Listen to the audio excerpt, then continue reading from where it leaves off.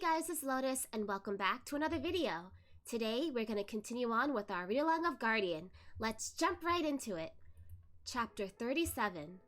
The Ghost Slayer's dark cloak is like a fog no light can penetrate. A long trail of thick smoke whips up and engulfs the two, rising into the sky. The shroud of darkness blocks out everything outside. He carries Zhao Yunlan in his arms and shouts at the wristwatch, "Come out." The small puppet floats upwards, its disproportionately big skull drooping. The Ghost Slayer glares at it and beckons it back into his sleeve. "Come back in here." The little puppet obediently shrinks into a rush of gray smoke that rolls into a ball and back into his sleeve. Wang Zheng comes out of the watch as well, takes half a step back, and looks anxiously at Zhao Yunlan. The Ghost Slayer gives her a cold glare, his eyes somber and frightening. Wang Zheng can't help but shiver. After a long moment, the Ghost Slayer looks away. He sits on the ground, carefully shifting the man in his arms into a more comfortable position. "You work for him. It is not up to me to judge whether your actions were right or wrong. Sit down."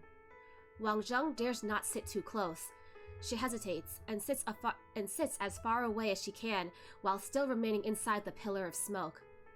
The Ghost Slayer seems to be afraid of getting Zhao Yunlan dirty, though Zhao Yunlan has already managed to make quite a mess of himself. He carefully sets his weapon aside, and Wang Zheng realizes that his blade is dark with blood. Then, a pale white hand emerges from a black sleeve and gently wipes away the blood at the corner of Zhao Yunlan's mouth. As his fingertips pass over Zhao Yunlan's lips, he pauses imperceptibly, looking as if he were about to lean in and kiss him. He acts like he's holding a piece of fragile and precious treasure instead of the ill-tempered and crude guardian. Wang Zheng's eyes widen in shock. A long time later, Zhao Yunlan finally wakes up. He finds his head resting against someone's shoulder. He grimaces, feeling as if he has thrown up all of his internal organs and collapsed like an empty sack. He struggles to open his eyes and looks at the Ghost Slayer. "You..." He only gets out one word before a cold finger presses lightly against his lips. The Ghost Slayer places his hand on the middle of his back and says softly, "Don't talk, focus." A surge of soothing, cooling energy flows out of the Ghost Slayer's palm. Zhao Yunlan shivers a little, but he doesn't shrink away. He closes his eyes and simply lets the Ghost Slayer take care of him. The cold comes from the vicious and brutal nature of the Ghost Slayer's origin, but Zhao Yunlan finds himself slowly calming down under his hands. Zhao Yunlan can't help but admire the Ghost Slayer. Ever since the Guardian Order passed on to him, the Ghost Slayer has always worked with him in times of the worst crisis. Throughout these years, Zhao Yunlan has never seen him act impolitely or lose control. The Ghost Slayer always seems perfectly poised, modest, and extremely restrained. His brutal nature has always been suppressed, and not a hint of it can be seen. Ultimate restraint can sometimes be employed to achieve ultimate freedom. If a person has ruthlessly suppressed his true nature for thousands of years, then on one hand, he lives in pain, but on the other, he is a truly remarkable man. Over time, Zhao Yunlan's agony fades away. He opens his eyes and sits up. "Thank you so much! You arrived in the nick of time! I guess my luck has turned for the better again!" The Ghost Slayer reluctantly lets go of him and moves aside a little. He says politely, "It is my pleasure, but the Guardian should not have ignored my warning." "It's all because of that stupid girl!" Zhao Yunlan points at Wang Zheng, whose head is still drooping. "I was worried sick! She works for me after all! I can't just let one of my people die!" His face darkens. "Get your ass over here!" Wang Zheng silently floats over a little, and Zhao Yunlan's whip lashes towards her. She squeezes her eyes shut, but the whip doesn't touch her. It only snaps along the ground beside her, leaving a deep scar. "Open your eyes! I never beat up women! Now come closer!" The whip transforms into a paper talisman, which floats like a feather into Zhao Yunlan's hand. A corner of it is blood-stained. "Not even the Guardian Order is going to get you to listen now, am I right?" Wordlessly, Wang Zheng kneels down in front of him. But Zhao Yunlan isn't moved at all. "Get back up, don't give me that! What the hell are you kneeling down for? My wallet is still in the car, no red envelopes for you!" Wang Zheng bites her lips. Zhao Yunlan glares at her furiously and takes out a cigarette and lighter. A hand silently snatches the cigarette away. He rubs his nose. He feels like something similar happened before. "I checked your files." Zhao Yunlan rubs his fingers, not knowing what to do with them. "You died in 1713, the second year of the Hanga Civil War. So what happened then? Where is this body you're looking for? Did you prepare the offerings at the bottom of that pillar just now? What's that thing? The Ghost Slayer interrupts. It's not a pillar. It's called the All of Mountains and Rivers. That sounds familiar. Zhao Yulan pauses for a thought and frowns. One of the 4 mystical artifacts? The Ghost Slayer nods. The Guardian knows a lot. First, the Sundial of Reincarnation. Then, the All of Mountains and Rivers. The 4 mystical artifacts have long been lost and scattered across the universe. It's not like they're vegetables that can be found in every marketplace. Coming across 2 of them in just half a year, Zhao Yulan feels like he should have bought a lottery ticket instead. It makes him engage in conspiracy theories, and in a flash, countless causes and consequences come together. The inexplicably neat office when he returned to Dragon City University, the hungry ghost that chased after Li Qian, the missing Sundial of Reincarnation, the wanted criminal demon beasts, and the sudden warning from the Ghost Slayer. Seriously, he asked the most important question at hand. What's the All of Mountains and Rivers? People often say the gods and the spirits control life and death, but that's not true. Ever since the dawn of time, there have been good and evil. The earliest judgment was engraved into the All of Mountains and Rivers to tell good from evil. This great all was formed from the essence of 1,000,000 mountains and rivers, and it extends from the 9 heavens down to the depths of the underworld. On it are written the details of all the 18 levels of hell, and it is the basis for the various judgments in the Book of Life and Death. Ever since the creation of the All, people have believed that the mountains and rivers have spirits. The Ghost Slayer pauses for a moment and adds, the All of Mountains and Rivers was first created for suppression. Over time, millions of evil spirits have been bound inside it. After it was lost, no one would have thought that humans would make use of it to enslave their own kind for eternity. Other people wouldn't be affected by it. But you... The Ghost Slayer hesitates, and he rarely does. He continues, you were born with an unstable soul, so you were affected greatly by it. Zhao Yulan has never heard of that before. My soul's unstable? My soul's just fine. How's it unstable? The Ghost Slayer stays silent for a moment. Then he says, a human has samadhi true fire in 3 places, head and both shoulders. Your left shoulder is missing a fire. In the old times, that was called a ghost-touched shoulder. It causes instability in your soul, so please be extremely careful in the future. Zhao Yulan frowns and looks at his left shoulder, but he dismisses it quickly and asks, so the Hanga used the All of Mountains and Rivers to create their Lubola restriction magic?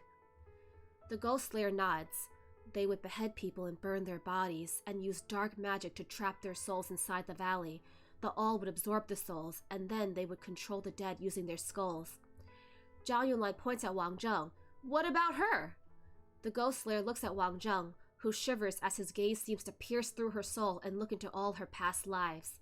She was beheaded, but it seems that someone preserved her head and body properly, so her soul was never imprisoned in the All.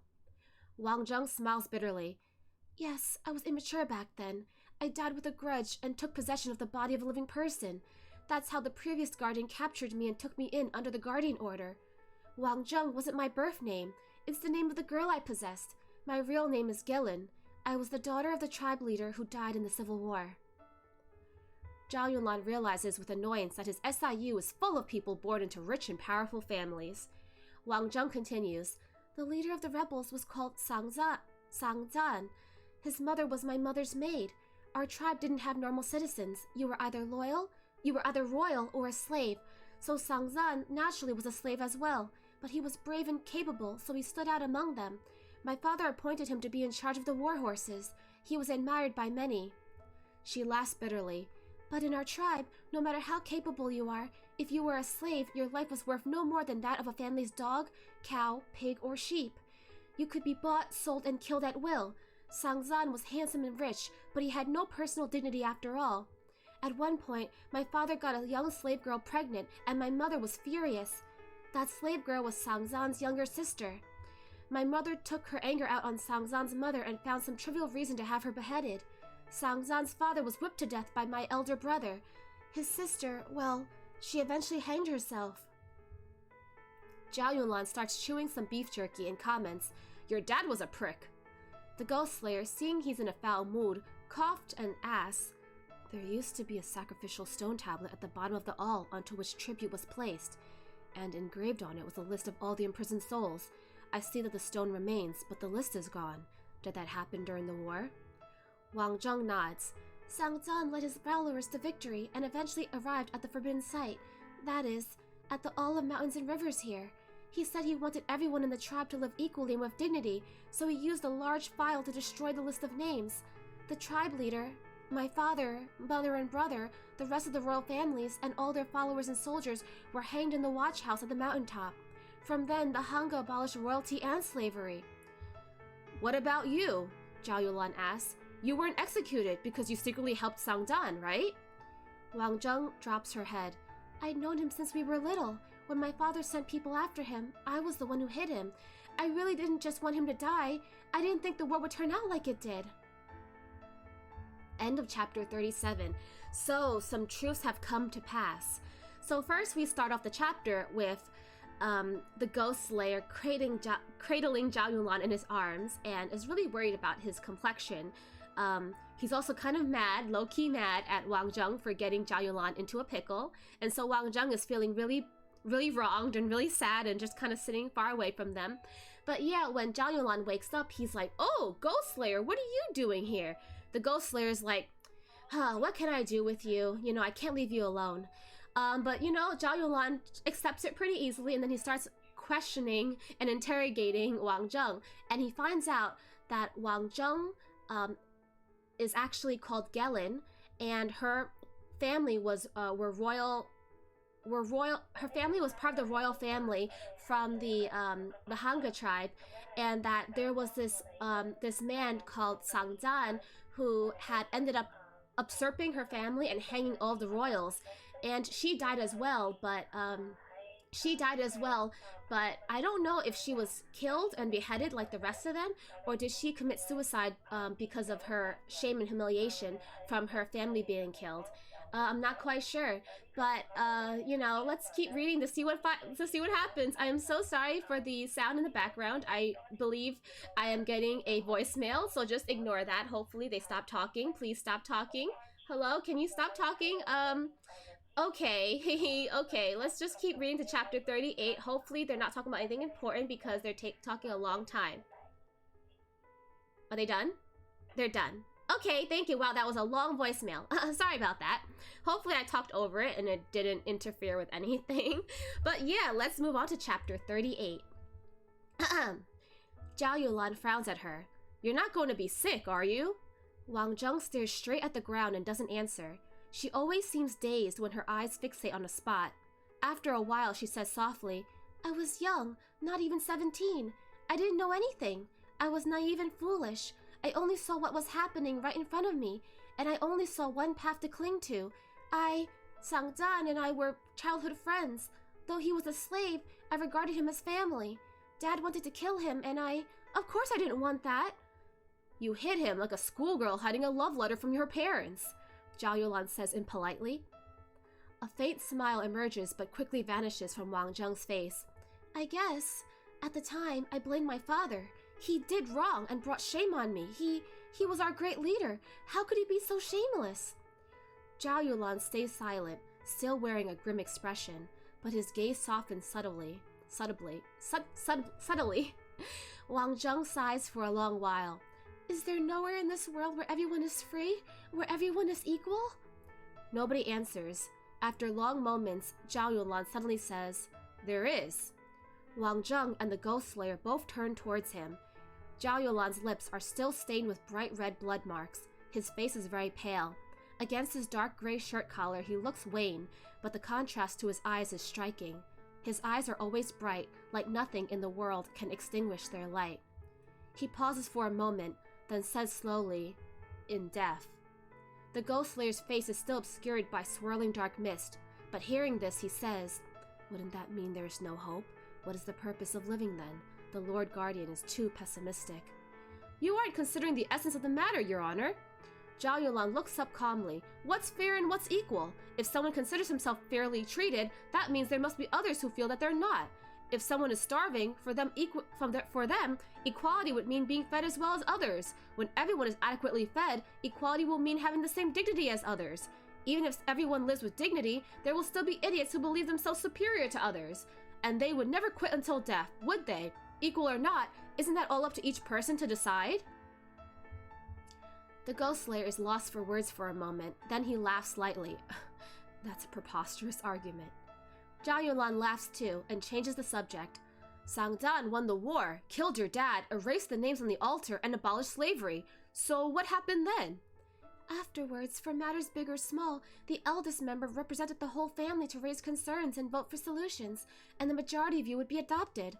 Wang Zheng says, Sangdan suggested the system. He wasn't educated, but he knew what the people wanted. It's like what people call democracy now. I guess humans have always wanted the same things. Zhao Yulan bends one leg, clasping his knee with both hands, and listens to what she says. He slouches in a laid-back fashion, but his words still pierce like knives, every single one aimed to strike at the heart. That's how you died, right? Wang Zheng is caught off guard and stunned into silence. Her gaze turns very sad. When everyone thinks she won't speak, she suddenly says, At that time, I had nowhere else to stay but at Sangdan's, but I couldn't do any work. When I was little, my mother only ever taught me how to dress up and ordered the slaves to do everything else. I couldn't hunt, and I couldn't even take care of housework. Then, a girl in the tribe wanted to marry Sangdan. Her father came for matchmaking, but Sangdan turned him down. The girl was devastated and ran up to the mountains on her own. When they found her, she was dead. She'd fallen down the hillside and banged her head on a rock. Her father despised me, and he convinced a lot of people that since I was the leader's daughter, I must know magic. He said I was lucky they'd forgiven me and let me live, but I was still unrepentant, and I was lazy and had too much power over their hero Sangdan. He said I cast a magic spell out of jealousy that killed his daughter. So they decided I should be executed. Wang Zheng's shoulders suddenly trembled. She once believed wholeheartedly that her father was wrong. People should not have been enslaved. They were humans, too. They didn't deserve to live with shame and be controlled by others. She used to be like Sangdan, wishing that the people could all live equally, freely, and happily. But the people she so sympathized with and loved turned out to loathe her. The girl's father led the tribe to vote by raising their hands. Those who didn't were abstaining or didn't want me to be killed, and those who did wanted me beheaded. When she says beheaded, her voice cracks and she starts crying. That day, a big crowd gathered, all looking rather pleased. Rows after rows of raised hands packed tightly in a cluster. From the platform on which she stood, they looked like claws of evil spirits emerging from the deepest river of the underworld. Everyone raised their hands. They glared up at the tied-up girl, cold, numb, stupid, and cruel. Astonishingly, they reached a unanimous agreement to kill her and cut off her head. Even the brightest of hearts, burning with 1,000 lights, must be extinguished until not even ashes remain. Nobody remembered what she had done. Or maybe they thought she'd done it with an ulterior motive anyway. Tears fall in large drops from Wang Zheng's eyes, turning to mist as they hit the ground, and evaporating to thin air. Her figure grows weaker. She died over 300 years ago, so she shouldn't have tears. But now her heart is broken beyond repair, and her soul is burning up. Don't cry! Zhao Yulan gently takes her chin in his hand. He wipes the tears off her face and sticks a soul-stabilizing talisman to her forehead. The crying stops, and she stares at Zhao Yulan with her innocent eyes. Zhao Yulan's shrewd gaze turns gentle, and Wang Zheng seems to be dazed by it. Zhao Yulan holds out his watch and lowers his voice. Come on in. Wang Zheng suddenly has a feeling that Zhao Yulan already knows everything about her. She's still dazed while a gentle but irresistible force pulls her into the revealing mirror. Zhao Yulan says, I'll let you out when it's dark.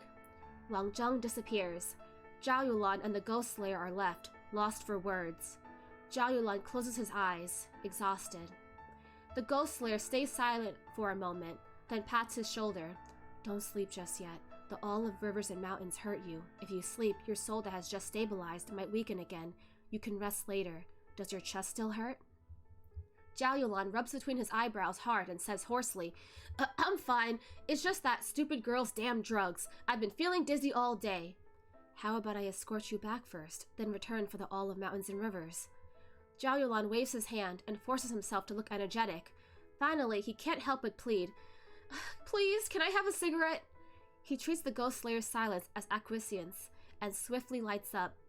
Smoking deeply like an addict. The Ghost Slayer can't even smell a whiff of secondhand smoke. Every last bit of smoke is sucked into Zhao Yulan's lungs. It seems to refresh him.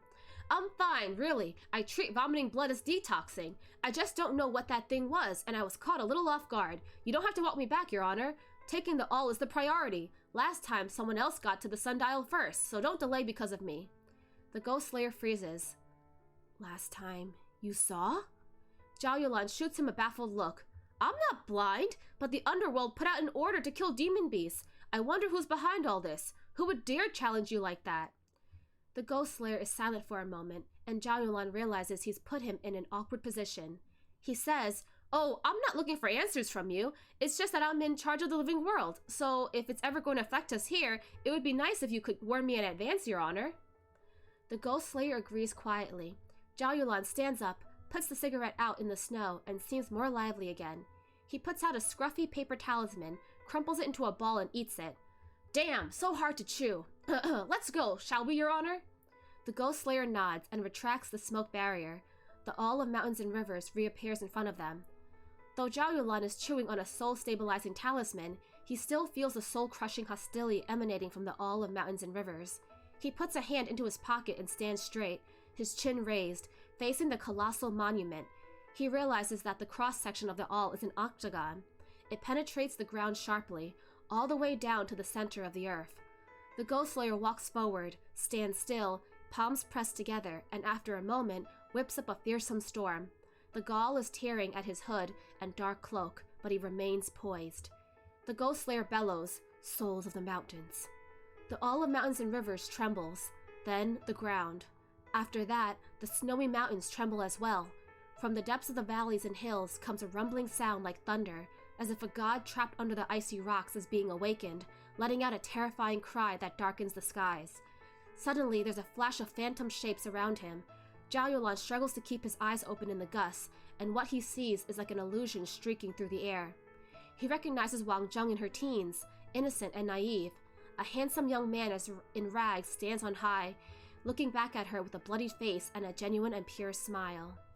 Then he roars and swings a giant iron shovel at the stone monument on the altar. At his feet, the hillside is stained blood red and littered with corpses. Those who are still alive look up intently at his every movement. After destroying the stone monument, the man stays still for a while, then suddenly starts shouting in a rough voice. Zhao Yulan doesn't understand the language, but he knows what it means. Covered in blood and mud, the man emerges victorious, but there's no joy in his face, only grief and anger. After his tribe has been imprisoned for 1,000 years, his first breath of fresh air almost chokes him to tears. The silent crowd eventually joins in. The howling and weeping of men echoes in the valley. The mirage disappears abruptly, and the All of Mountains and Rivers gradually rises up from the ground. The Ghost Slayer points another finger. Spirits of the rivers. Zhao Yulan stands motionless, the black shadow of the All reflecting in his irises. His eyes redden from the howling wind, and he puts his hand on the watch, comforting the soul of the girl trapped within, consoling her in her eternal loneliness and sadness. At this instant, a shriek pierces the air, assaulting his ears. Zhao Yulan lowers his head inadvertently, feeling dizzy again. The screaming gets higher and higher, louder and louder, ringing in his ears like fingernails scratching at his internal organs. The screeching continues to rise, and soon explodes out of control. Zhao Yulan thinks he may be about to vomit. Not far from him, the Ghost Slayer summons his wall of smoke again, blocking out all noises. The All of Mountains and Rivers reverts to its original form and falls back to the ground. Zhao Yulan tastes blood. He realizes he has bitten his tongue. What was that? Wait, what was that? The usually calm and poised Ghost Slayer finally shows a sign of worry. I was reckless. This must be handled with caution. That was the wailing of 10,000 ghosts. End of chapter 38. Okay, so we get to see more about Wang Zheng's backstory. So between the last chapter and this one, we learn that Sang Zan was a slave. His family was enslaved by Wang Zheng's family. And Wang Zheng's father, who was the chief, ended up sleeping with Sang Zan's sister and getting her pregnant. And in a rage, the village chief's wife, Wang Zheng's mother, has Sang Zan's mother beheaded, and then the sister ends up hanging herself or committing suicide. And then so essentially Sang Zan just wants revenge, right? He wants revenge for his family and for his people. So he eventually decides to overthrow the royals, and then he ends up executing them. And but he has a soft spot for Wang Zheng. I'm pretty sure he's in love with her, and so he keeps her at his house and takes care of her. But the other villagers are not happy with this because she is the daughter of the former chief of the royals, and so they want her beheaded as well. They believe that she knows witchcraft and is going to bring bad luck to them. And so they unanimously vote to behead her, and that's how she died 300 years ago. So that is the backstory of Wang Zheng, how she died, what is she doing, and why she's here. And so now the Ghost Slayer and Zhao Yulan are trying to find the next artifact, all the mountains and rivers, but Zhao Yulan's soul is still a little unstable, and so the Ghost Slayer is worried about him. Zhao Yulan's like, don't worry, I got this. But yeah, they're still facing some predicaments ahead. So yeah, we'll have to continue reading on to see what other tribulations they'll encounter on the way. But yeah, I hope you guys enjoyed today's read along, and I will see you guys next time. Bye-bye!